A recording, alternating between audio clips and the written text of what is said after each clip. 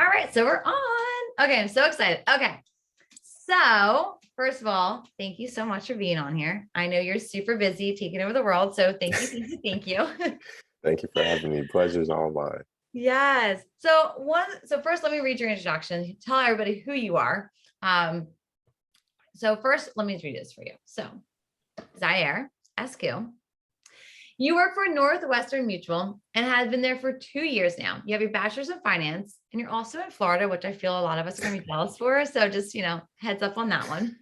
And your burning desire is to educate and inform as many individuals as you can about financial literacy, helping serve individuals all throughout the country to make sure that themselves and their family is protected and taken care of for now and generations to come, which I think is so amazing because, I have a couple of financial advisors come on here once in a while.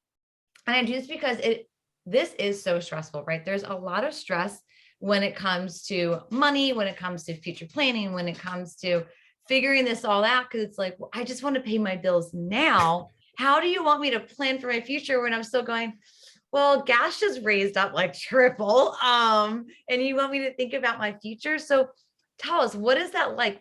Tell us a little bit more about what you do. Yeah, of course. So, first and foremost, thank you again, Jessica, for having me. Pleasure's all mine. So, really, what I do is, holistic financial planning. So, what that means is I'm sitting down with individuals, families, and even small and big business owners, and we're just creating these financial plans for their future. I tell my clients all the time, there's really two ways to go about this, with that first route being that risk management side of financial planning. And with this, these are things that are catered towards protecting ourselves, our families, our income, and our assets. So, of course, with that being said, I utilize things like life insurance, disability income insurance, and also long-term care insurance as well for that older age demographic to really make sure we're fully protected and covered. Because I like to tell my clients, metaphorically speaking, we want to build this fence around you, make sure that you're safe and that we have the proper foundational pieces in place. And then from there, we can focus on building upwards, outwards in regards to growing and expanding their wealth. So, of course, that's the other part of my practice, that wealth management component, which is typically the more interesting things people love to talk about in regards to investing. And with that, it's really anything and everything you could think of. We're putting together portfolios, opening up IRAs, brokerage accounts, implementing 401ks, the whole 9 yards. Wow.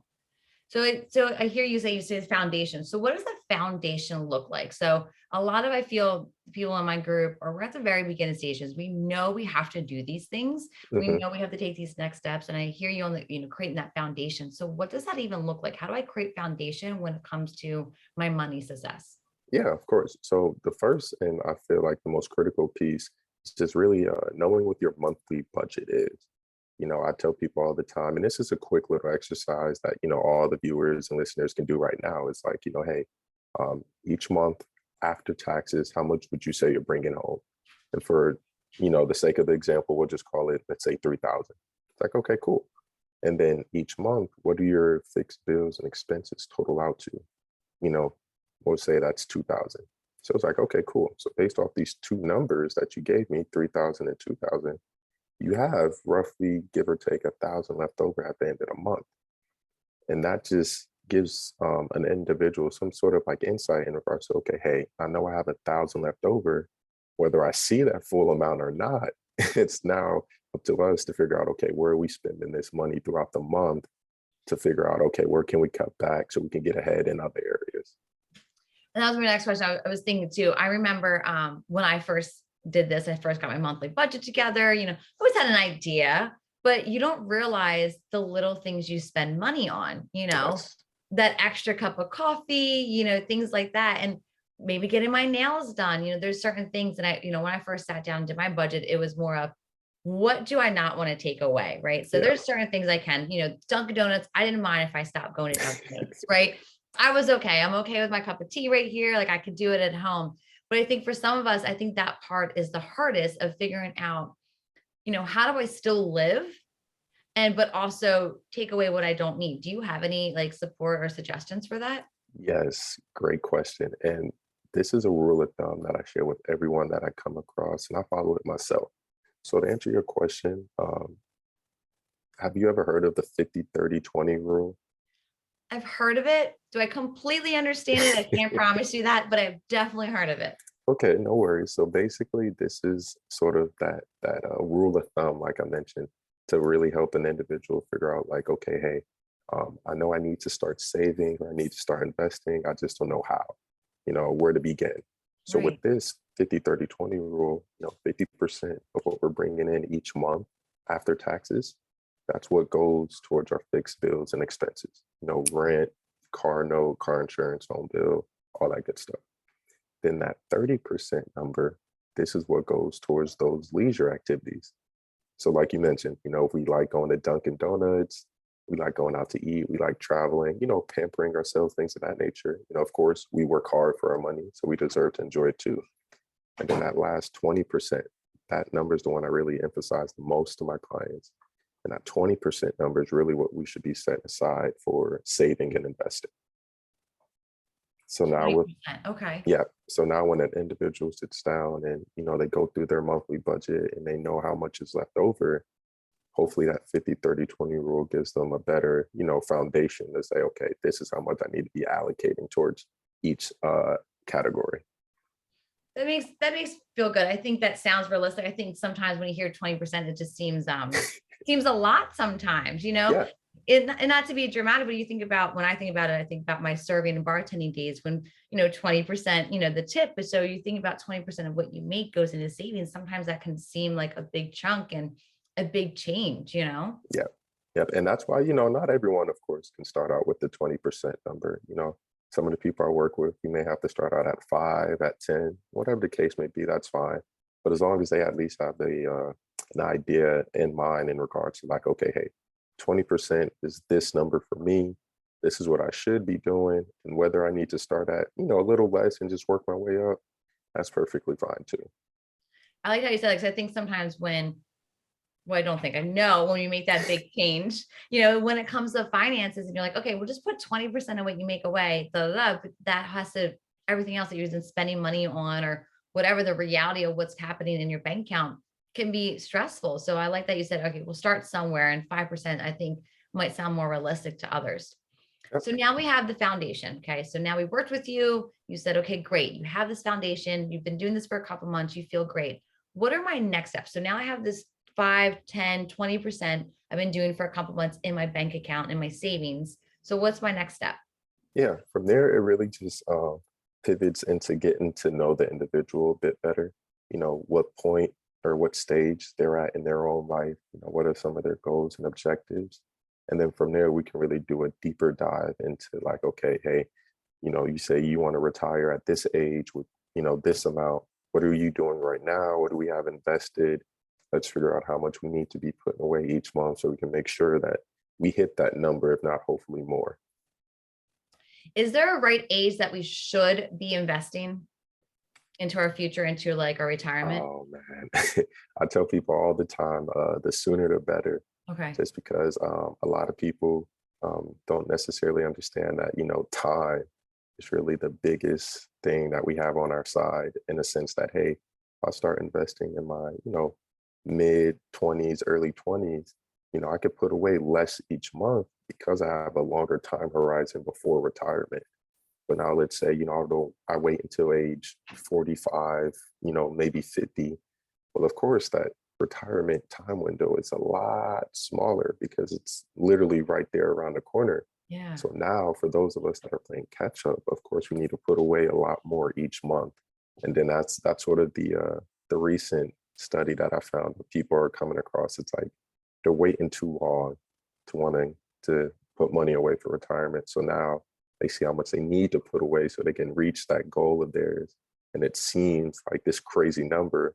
But now if they would have started, 20, 15 years ago, it'd be a lot less. What do you think stops us from investing into our future earlier?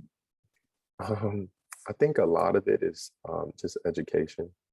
I'm sure people want to, they just don't necessarily know how to or where to go about it. So just simply, having a conversation with someone about, hey, where can I invest some money? what is it doing for me? I think that's a lot of it. And then another part of it is also just uncertainty, that fear aspect. Um, Obviously I tell people all the time that same potential to make a lot of money, it's the same potential to also lose a lot. So that alone sort of scares people away in regards to, hey, they rather just, stuff it away under the mattress instead of getting involved in the stock market.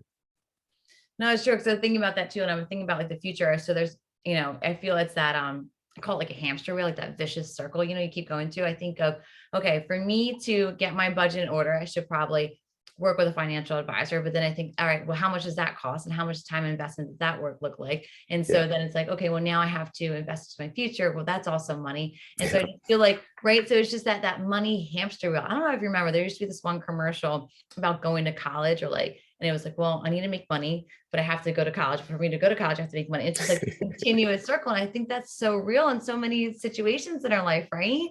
Yeah. How can we make talking to someone like you, a financial advisor, even you in general, less scary?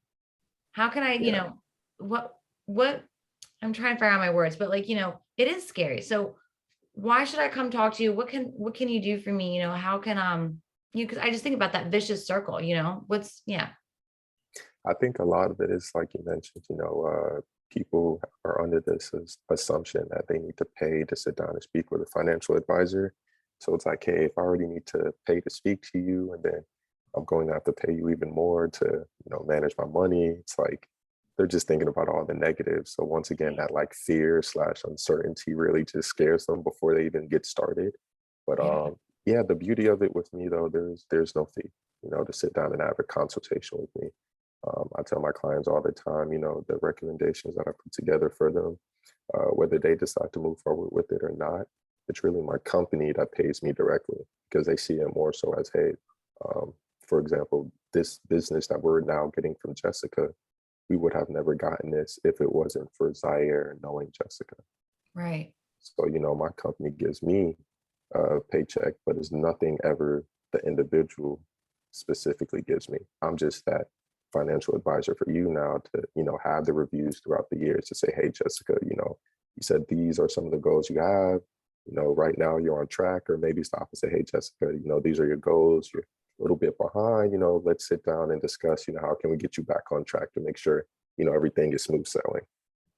I like that. I think, and that's how, I knew you were going to say, but I wanted to have them hear it. Cause I think that's the first thing. Cause I remember again, when I first started this, trial of how do I take care of my money? How do I start investing in my future? I know it doesn't look it, but I'm getting a little older, we got to start taking care of ourselves, but you got to start thinking about that future. So what are we doing? And so I do remember that when I first started this, I said, how much it's going to cost? And I said, no, let's just talk. Let's just see where you're at and have these Hmm. conversations. And I think just right off that bat, that just calmed me down, a lot, because I was like, well, I need help with my money. So how am I going to give somebody money? And like you said, just having those check-ins, I think that's always good. So to me, what I hear and what I did with my financial advisor was I built that relationship.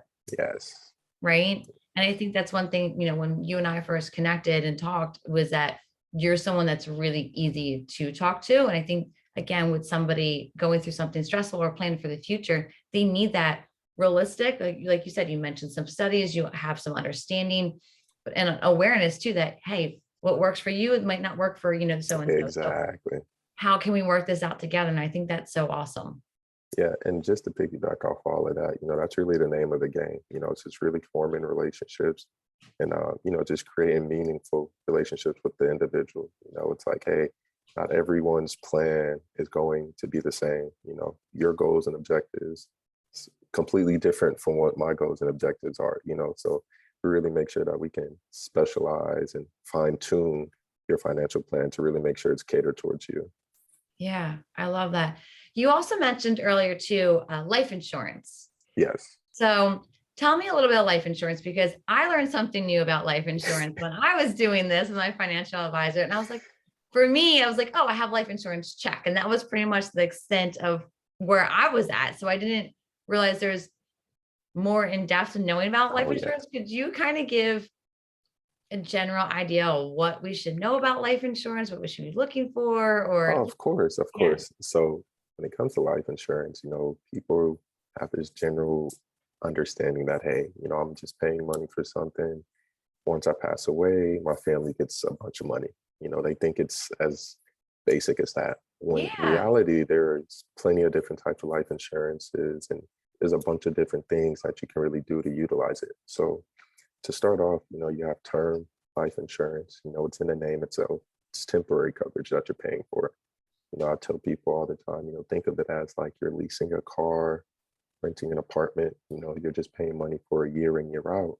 And eventually there's a due date. So since it eventually expires, companies charge little to nothing for term life insurance because they know, hey, statistically speaking, whether Jessica goes out and buys a 10, 20, 30-year term policy, statistically, you'll outlive that coverage. And I always tell people, keep in mind that the world of insurance is very age and health sensitive. So now think about it. 30 years has gone by. You, Jessica, are like, hey, my term insurance expired, but I understand how important it is to have life insurance. So now I'm going to get more, right? Well, now you're paying for insurance at an age 30 years older. And then also keep in mind that, hey, how does your health look between now and the next 30 years? Are you still even insurable, or did you unfortunately develop any, bad health conditions and now you'll get rated and now you're paying an arm and a leg for insurance? There's a whole bunch of different variables. But the beauty of it with the term insurance is that it is very budget friendly. So for those individuals that, maybe they're not just where they want to be financially yet, whether it's, they haven't received that promotion or that raise, whatever the case may be, they can still get some term insurance at a budget friendly cost to still protect themselves and their families. And then once their monthly budget begins to increase, then that's when we can have that conversation about, converting over into some permanent insurance. Gotcha. Yeah, that's pretty much what I learned, the term and how when things end. And I was like, oh, don't they just keep going? It's just what happens. Like I was, it was more of, life insurance check, so that's really important too.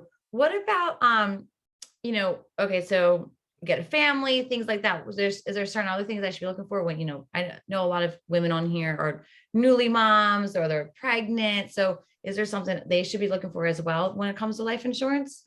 Yeah, so when I always tell individuals, especially the ones that are, recently had kids, already have kids, permanent life insurance is always, a great vehicle to look into for them. More so because I always like to educate the mothers that, and the fathers as well, that hey, your child, our biggest component with them is we want to lock in their good health as Right. early as we can. You hear it all the time where unfortunately, a child, develops childhood diabetes and, XYZ condition. And, now it really puts them at a disadvantage for their future, once they have a family of their own to say, hey, they may be insurable and they can't ever get life insurance in the future. Yeah. So that's why with the newborns or, the infants, the young children, I always like to educate the parents that, hey, it's probably as little as $1 or $2 a day. You can get a permanent insurance policy for your child. And now we lock in their good health. So, no matter what happens to them in the future, they can still have that life insurance coverage for their future family. Wow. That's insane. Learning so much. Sorry.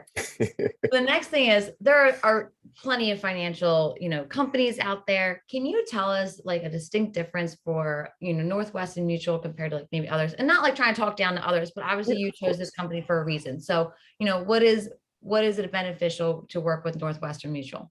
Yeah, of course. So I tell people all the time, the really biggest differentiating factor here at Northwestern Mutual is that, it's in the name itself. We're a mutual company. So for those that don't necessarily know what that means is we have no stockholders. So there's no board of directors, anything of that nature that is like, hey, we need to keep these people happy, keep them pleased, and everything would be smooth sailing. No, the Yeah. policy owners of Northwestern Mutual run the company. So the big benefit of that is all the profit that the company's making year in, year out, it gets paid back to us policy owners as a dividend, an annual dividend.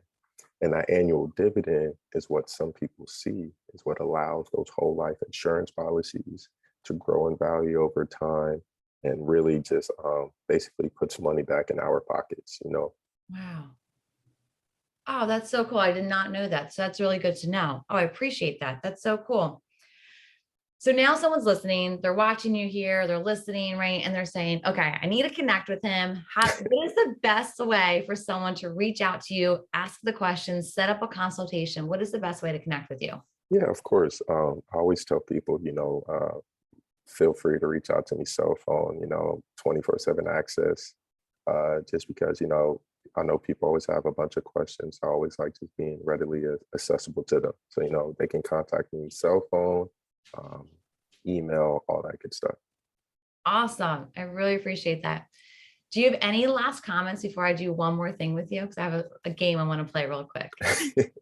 Yes. One last comment I have. For those of you out there that are opted into your employer's 401k, Oh, definitely make sure that you're not over contributing to it. And what I mean by that is if your employer only matches 5%, make sure that you're putting in 5%, nothing more. Because really? a lot of the recent issues I've been coming across is um, individuals are over contributing to that traditional 401k. And Right. what they're essentially doing, it's not bad because they're saving more money for their future, but it's just not efficient in a sense that, hey, that traditional 401k, come retirement time, if there's $1 million in that account balance, it's really a million minus taxes that they're taking out. Oh, So now that's why I always recommend, hey, whatever that employer matches, make sure we don't put anything more in there because we don't want to overfund this vehicle that's just all taxable income in the future. see, I wish I asked that question in the beginning because now my brain's racing. Uh, that's so interesting because I know how many people actually do that. Like I can name like 5 people right now that are doing more because Exactly. wow. And like I said, it's not bad because once again, you're saving more for your future retirement. You're just not necessarily being efficient because all you're doing is allowing yourself to be taxed more. So interesting. And nobody wants that. Exactly, exactly. So that's where I step in and help those individuals. And I say, hey, that extra 5, 10% you're putting in, let's lower that, meet the employer eye to eye. And with those extra dollars, we just put them in other avenues. So we still have the money working for you. Okay. Just once again, now we're being more efficient with it. Interesting. So great to know. All right. That's huge. I'm so glad you brought that up. Okay. We might have to have you come back because that's a good one. Um, before I let you go, I don't think I warned you, so I do apologize. So I do this thing called a lightning round. Oh, okay. Okay. So basically, it's just to kind of lighten up the mood. It's kind of just like bring that relationship. We just talked a lot about finance and stress. And, it's just like, ugh, so I Right. like to kind of ask a couple questions. It's kind of like humanize you, make Okay. make you how awesome you are, outside of work, type thing, little brag rights. Yeah, So just a couple of like 3 random fun questions. Are you ready? I'm here for it. Let's do it. Okay. No pressure. What is your favorite flavor of bubble gum? Oh man, spearmint. Spearmint? Yeah. What is your go-to karaoke song? Oh man, sweet Caroline. I know everyone can agree with me on that one. That is a that is a good one. Okay. Sunday, what is your like? I feel like Sundays are very much like, oh, I'm just gonna relax and prep for the week. What do you do on Sundays? What is your Sunday routine? Oh man, Sundays typically, sleep in as late as possible, have a big breakfast, pancakes, eggs, bacon, whole 9 yards. And then it's just, really lounging around and just trying to mentally decompress, but also like prepare for the week ahead as well. I love that. I love that. One last one. What is one thing you do when you're stressed? How do you relieve stress? Oh man. Just try to remind myself how grateful I am of certain things, just try to show gratitude because we know stress can really get the best of us at times, whether it's financial stress, work stress, whatever the case may be. So just sitting back, taking a deep breath, and just showing some gratitude for whatever the case may be. I think that really help out a lot. I love it. Zaire, I'm so excited you came on here and made time and just like provided so much information. I love when people come on here and just make me go, oh my God, really? So I'm hoping someone else did that as well. Again, thank you. Yes, and like I said, Jessica, thank you for having me. The pleasure is all mine, and more than happy to come back. Love it. Let me,